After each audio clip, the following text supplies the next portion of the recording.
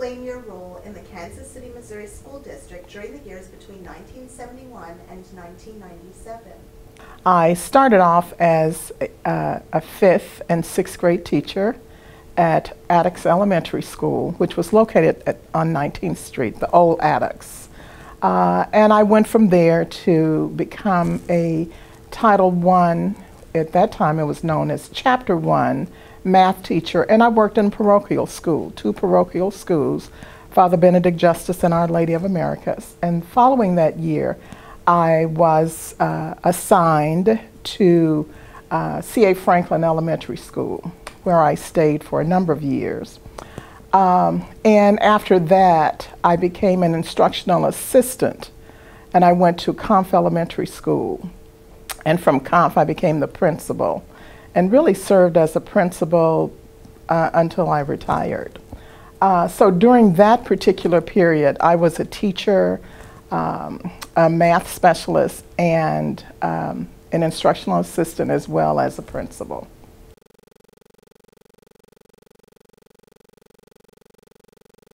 During that time, I worked primarily in a traditional school, but I recall having the experience of working with within the system, of course. Now, as a teacher, I didn't really focus a lot on the efforts of desegregation. I mean, just to be honest, I really didn't. But when I became an instructional assistant, I noticed more things that were being put in place for desegregation purposes. One was teacher training. We had lots of experiences with workshops and staff development. I also recall having an opportunity to work with a number of activities to prepare for the desegregation.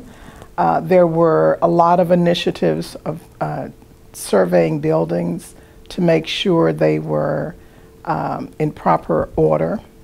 So the remodeling was one of the efforts that were put in place during that time. Again, I was not in a magnet school, I was in a traditional school, and at this time magnet schools had not really started, but the planning process was put in place for the magnet schools. Planning for staff development, as well as planning to ensure that the staffing was in place, the specialized themes for the various schools, and getting teachers who were specialists in particular areas. Some of the instant things that I can recall from that period was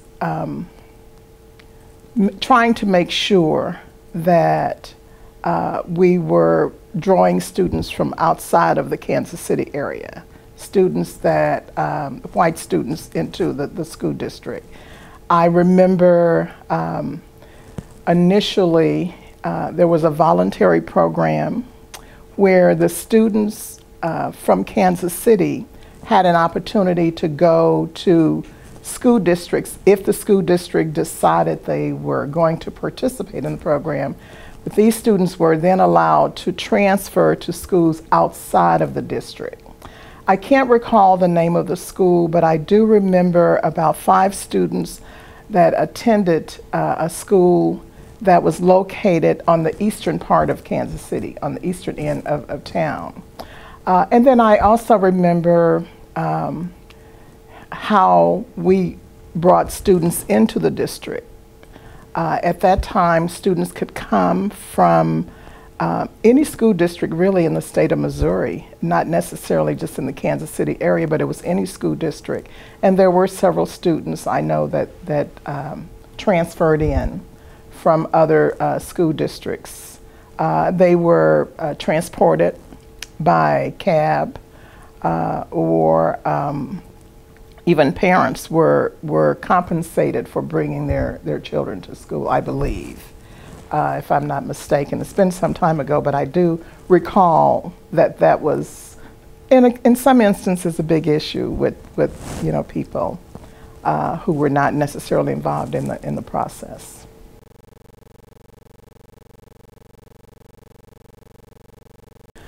I think a mixed response. If you were a parent that had the opportunity for your child to be selected or attend one of the schools that was considered, part of the magnet process, you were happy.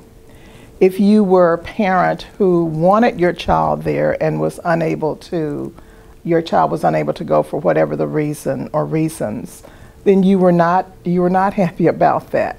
And I recall a lot of disgruntlement with people within the community who felt, and this is a surrounding community, particularly other parts of Missouri, who felt that all of the money was going toward the Kansas City schools.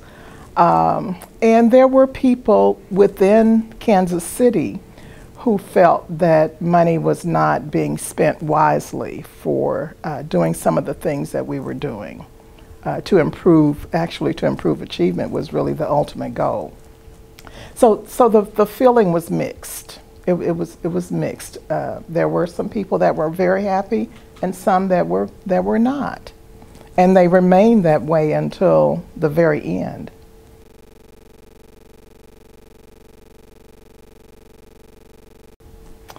I think that was mixed as well. You have a number of teachers, and I always say new teachers always accept changes. Well, it's not really a change to them because they have not been exposed to where we are and what we're trying to do. So when you have a lot of new teachers, you don't see as much of a disagreement, I guess, as you would with teachers that have been there for a while. Teachers that have been there for a while, you have persons who will assume the attitude that, again, this too shall pass. And so they don't take it, to me, quite as seriously as some of the newer teachers that came in and saw this as a great opportunity to work with students, to be involved in the innovation that was a part of helping to educate students. They saw this as this is the way education should be going. Whereas a teacher that had been around for a while, not all of them, but a number of teachers who had been in the district for a while did not see this as a necessity, as there were for others.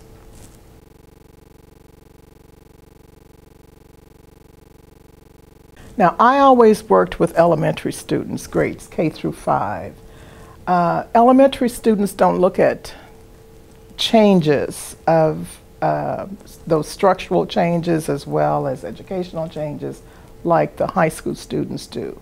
So my experience with that would be different from a high school person or a middle school person, because my students were just happy regardless, as long as they were in school. And we were providing them with those basic needs. So that part I'm not really as familiar with, because my experiences would be different. The students that I worked with enjoyed what they were doing and enjoyed being at school and the activities that were going to be a part of their day.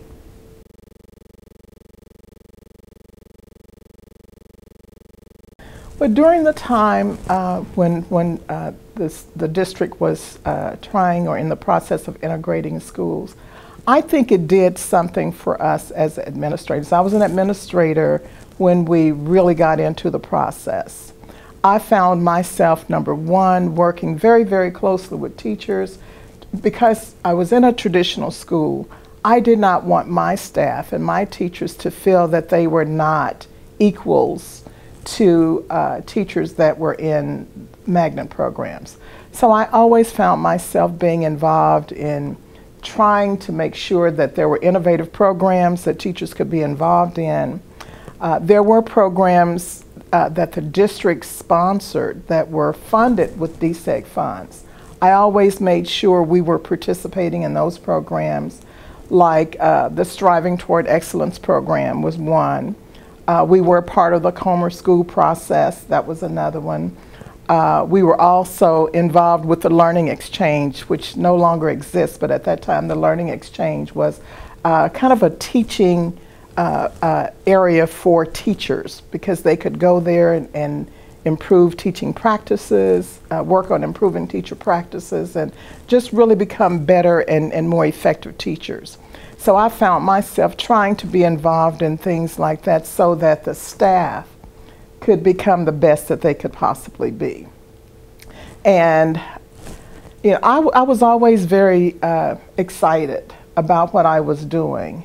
And in doing so, if someone mentioned that this was available for for the teachers that I worked with, I would always jump on that. So we were constantly involved in different initiatives to help improve instruction, to help improve us as educators, and to make sure that we were on the same level with everyone else, regardless of the funding or whatever the case might be. We just wanted to make sure that we were able to provide the best that we possibly could for the children that we were working with.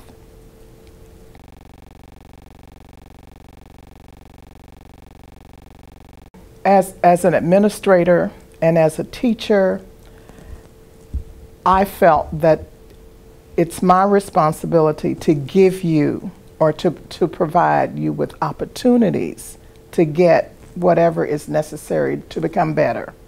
Because our ultimate goal is to ensure that the children that we work with are getting the very, very best.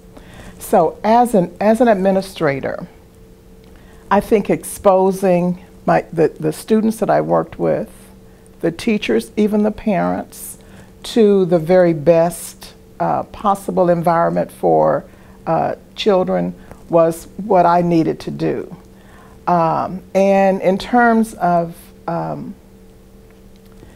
being able to address the needs that were present at the time, I felt that what we were doing was providing growth opportunities for my students, my parents, for the teachers that I worked with, and for myself, because I was had to really be there and be a part of the process in order to help them grow. I had to do that as well.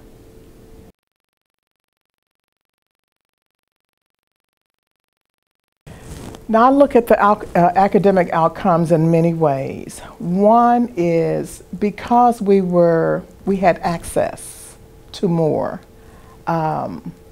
cultural types of activities, the arts. To me, that enhanced or balanced the education that we were trying to give them academically. I think we saw improvements in the areas of academics. Now, we did not see the level or the amount of growth that we wanted, but I still think that students made progress that they would not have made had they not had access to some of the materials and supplies, and even just the opportunity to meet with other students and even teachers who were able to work in an integrated situation. Whereas before, when I first started teaching, the school where I worked was probably, this is a teaching staff, was probably 98% African American. But from that point on, after we started the integration, the process of desegregating the schools, then the staff became integrated as well as the student population. Even though I did not have a large number, there were some students at the schools where I worked at, although they were traditional schools, that to me helped balance the cultural aspects of it, the fine and performing arts aspect of it. Students had an opportunity to visit museums because we had access to funding. They had opportunities to receive certain educational materials that they ordinarily would not have had an opportunity to do. So, when you talk about culture, right, and I was thinking about, when you talk about a school has a culture, there's a school culture, and you could feel it's different at each institution that you go to. Did you feel that there was a different school culture sort of before desegregation and after? You know what? Here's my philosophy on culture. When I was a principal, and I was a principal for 25 years, I always told the teachers that worked at my school, when you walk into my building, the building where I am the principal, you should feel a certain culture. I mean, you should feel that students are learning. I want to hear learning. I don't want to just see it. I want to hear it. So there is a difference. I don't want you to walk in and, first of all, I didn't believe that teachers should be sitting all day. Because one of the things I think the training programs did for us that were funded with DSEG funds, it actually gave us a different perspective on what teaching should look and feel like. That creates the culture. What am I doing in my classroom? So when you walk into my building, you should see teachers who are engaged with students, whether that is working in a small group or monitoring the educational process or whatever it is. You should feel it. You should feel it. You should see it. So the culture does dictate how the students are. The culture dictates the climate of your building. And if you walk into a building and all you can hear are teachers screaming, that's not a positive culture. And so what's going to happen is the students are going to give back to you what you give to them. So if that's what you're doing, it's going to be loud. And I'm not saying it should be just paper quiet, but it should not be yelling. You should hear the learning. You should hear students discussing. You should hear students, working on various group activities. And it makes a difference. It makes a difference. You have fewer, and this is not popular, but this is a belief. You have fewer discipline problems when you have a culture that is pleasant, a culture that embraces learning. You really have fewer discipline problems. And it doesn't mean that students don't do things, because they're human, just like everyone else. But it does mean that there is a conversation that will take place or can take place because you put some things in place to make sure that happens. So I think that the being able to receive funding from the DSEG programs gave us another perspective on teaching and how the teaching culture should be developed. And I loved Madeline Hunter and the things that she taught. And because we were able to access some of those funds, and this is kind of getting off the subject, but because we were able to access some of those funds, we were able to get training from her, actually use the model. Now, everybody did not agree with the model, but it gave us a different way of looking at teaching and learning. And I think it helped. At least where I worked, I believe it helped. And I mean, the teachers didn't always like everything that we were doing, but they did not dislike it either, not to the point where they didn't do it. So in terms of culture, I think that makes a difference. I think what we provide for students in the form of giving them alternatives to how you can resolve your issues is one way of creating the culture that you want. Giving teachers alternatives to how you can resolve issues within a classroom creates a culture that you want. And also the principal sets the culture. I'm a part of the expectations group, where the Ron Edmonds group, where you principals had to be engaged in the process all, the full time, your day. You do your paperwork after school. During the day, you're in classrooms, you're talking to teachers, you're talking to students, you are accessible, you are visible. So that's the era that I grew up in, but all of that was made possible again through the efforts of the DSEG funding. So.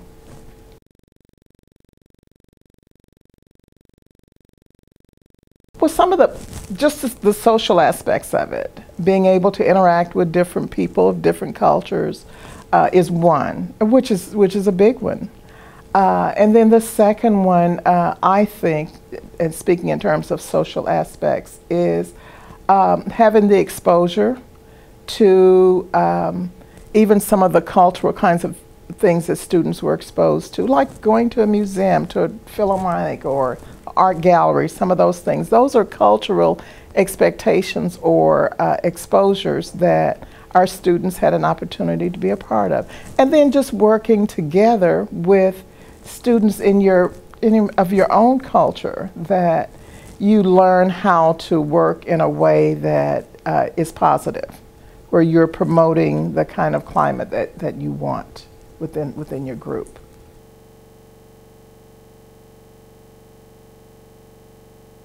I think in the Kansas City community, again, for those persons who actually wanted to embrace the change, I think it was good.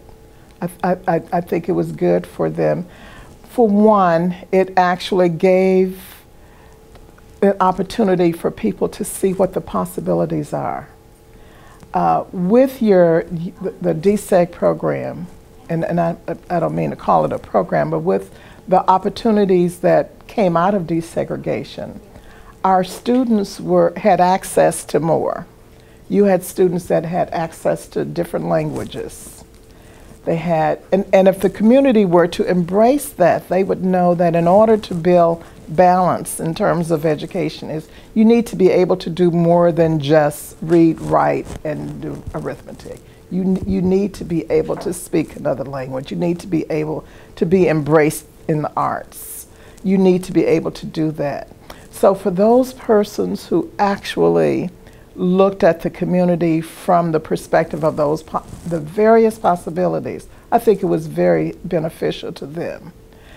For persons who did not accept it or spent the majority of the time talking about this is not going to work, then it did not benefit their community. But it did benefit the communities for people who are open to the process, I think.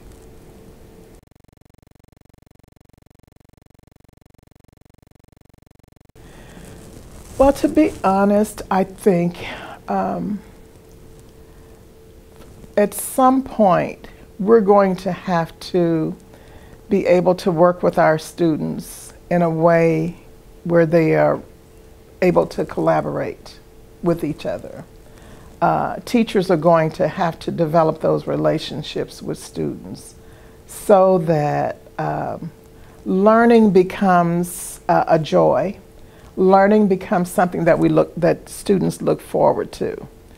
I'm not saying that does not occur, but I am saying that I think a lot of times we take the fun out of education because we try to give them what they don't want because we're giving it to them in the wrong way.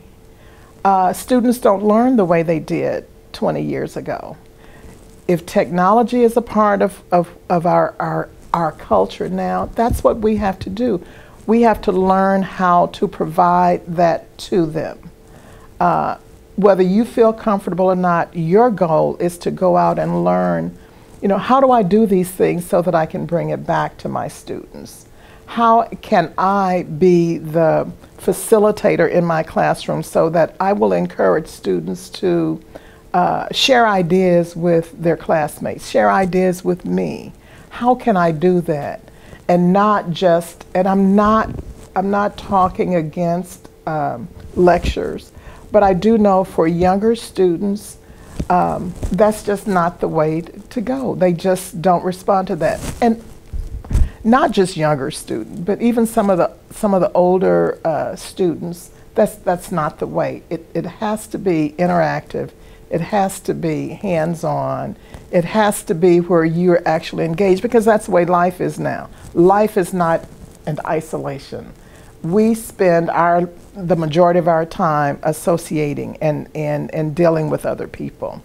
And so I think today we have to look at education the way it is in this century, and not the way necessarily we were necessarily taught, because things are different. They're quite different than they were then.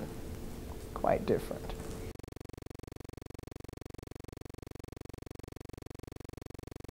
You know what saddens me is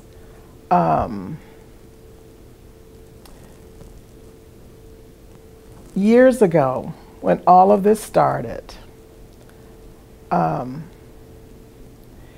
it was very exciting, and it still could be exciting. However, I'm not sure if we did the type of job that we should have done to plan for 2016. There are beautiful school buildings, expensive school buildings that were built during that particular period. We didn't plan for how are we going to maintain or sustain what we have in terms of our thematic emphasis.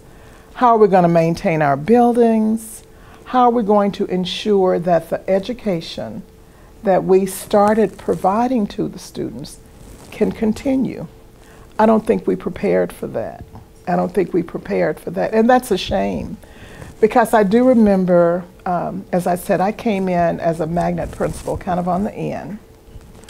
And I remember a teacher saying to me, one day we had this beautiful swimming pool. It was classical Greek.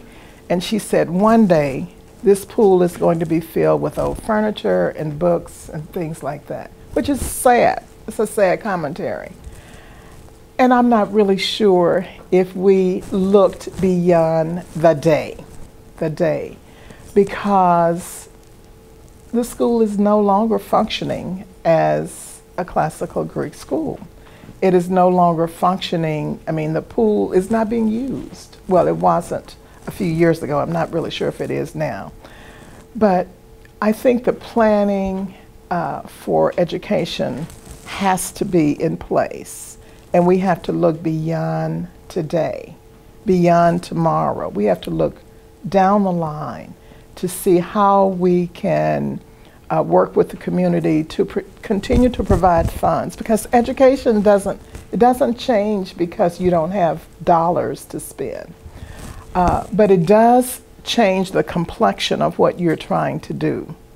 And so, perhaps maybe not as aggressive to spend as much on certain things, but I mean, I just believe that putting back some to make sure that you can sustain what you've put in place is actually the key. And I don't think we did a good job of doing that.